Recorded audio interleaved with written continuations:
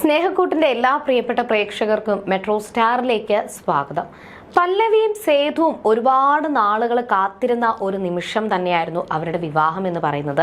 എന്നാൽ ആ വിവാഹം നടത്താനായിട്ട് വിവാഹം ഉറപ്പിക്കുന്ന ജാതകം കൈമാറുന്ന ആ ഒരു നിമിഷത്തിലായിരുന്നു ചില അപ്രതീക്ഷിത സംഭവങ്ങൾ പല്ലവിയുടെയും സേതുവിന്റെയും ജീവിതത്തിൽ നടക്കുകയും അതോടുകൂടി ചില പ്രശ്നങ്ങൾ അവരെ തേടിയെത്തുകയും ചെയ്തത്. എന്നാൽ ഇതോടുകൂടി ഇപ്പോൾ എല്ലാവരും വിചാരിച്ചത്, ഇപ്പോൾ പല്ലവിയാണെങ്കിലും സേതുവിനാണെങ്കിലും അറിയാം ഇന്ദ്രൻ ഉപദ്രവിക്കാൻ ശ്രമിക്കുമെന്ന്. പക്ഷേ ഇന്ദ്രൻ ഇങ്ങനെ ഒരു നീക്കത്തിലൂടെ തന്നെയും പല്ലവിയെയും തകർക്കാൻ ശ്രമിക്കുമെന്ന് പല്ലവിയോ സേതുവോ വിചാരിച്ചിരുന്നില്ല.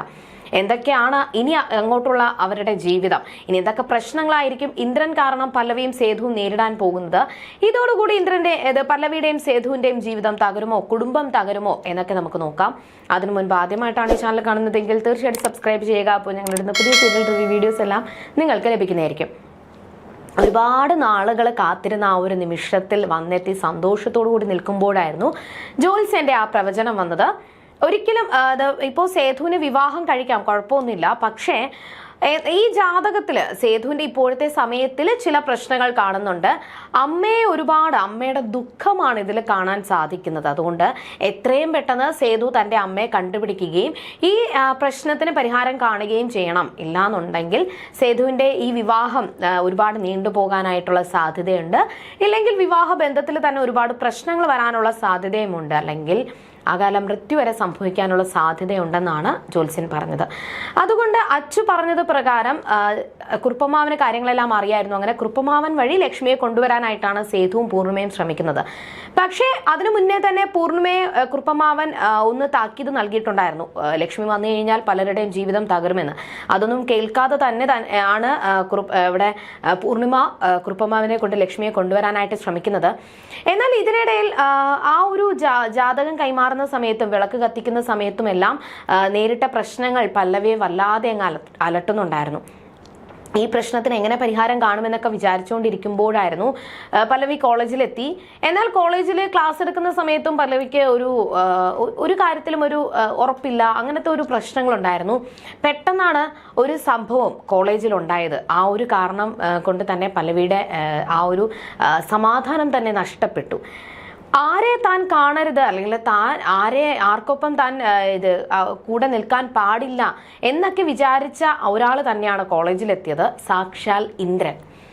പക്ഷെ ഇന്ദ്രന്റെ ഇപ്പോഴത്തെ വരവ് ഒരു സ്റ്റുഡന്റ് ആയിട്ടായിരുന്നില്ല. മുമ്പ് ഡിവോഴ്സിന് മുന്നേ പല്ലവിയെ കാണാനായിട്ട് ഇന്ദ്രൻ കോളേജിൽ വന്നുകൊണ്ടിരുന്നത് ഒരു സ്റ്റുഡന്റ് ആയിട്ടായിരുന്നു, വിദ്യാർത്ഥിയായിട്ടായിരുന്നു. പക്ഷെ ഇപ്പോഴത്തെ ഇന്ദ്രന്റെ വരവ് ഒരു അധ്യാപകനായിട്ടാണ്, കോളേജ് അധ്യാപകനായിട്ടാണ് വന്നത്. അപ്പോൾ പല്ലവി ഇങ്ങനെ നടന്നു വരുന്ന സമയത്ത് ഒരു ശബ്ദം, പരിചയമുള്ള ഒരു ശബ്ദം കേട്ടു.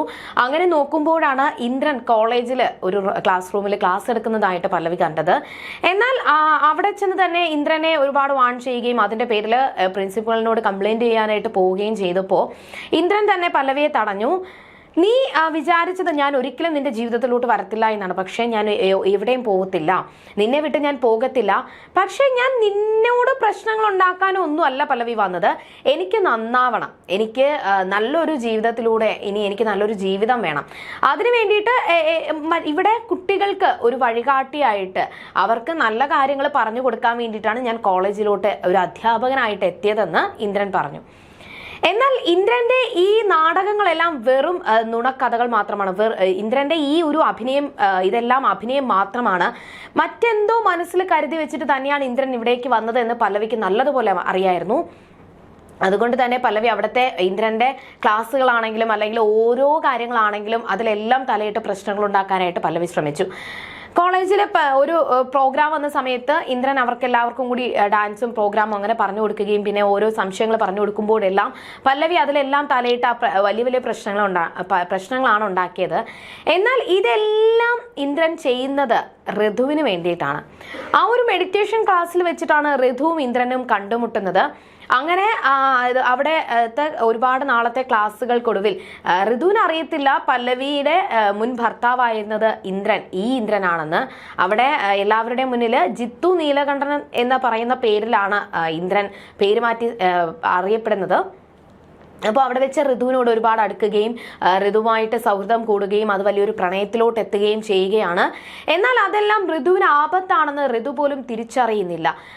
ഈ സത്യങ്ങളെല്ലാം പല്ലവി അറിയുമ്പോൾ ആ പ്രശ്നങ്ങളിൽ നിന്നെല്ലാം ഋതുവിനെ രക്ഷിക്കാനായിട്ടും പല്ലവി ശ്രമിക്കുന്നുണ്ട്. പക്ഷെ അവസാനം വലിയൊരു ദുരന്തത്തിലേക്കാണ് അത് ചെന്നെത്തിയത്. എന്തൊക്കെയായിരിക്കും ഇനി പല്ലവിയുടെയും സേതുവിന്റെയും ജീവിതത്തിൽ സംഭവിക്കുക എന്ന് നമുക്ക് വരുന്ന എപ്പിസോഡുകളിൽ കാണാം. അതുവരേക്കും ബൈ.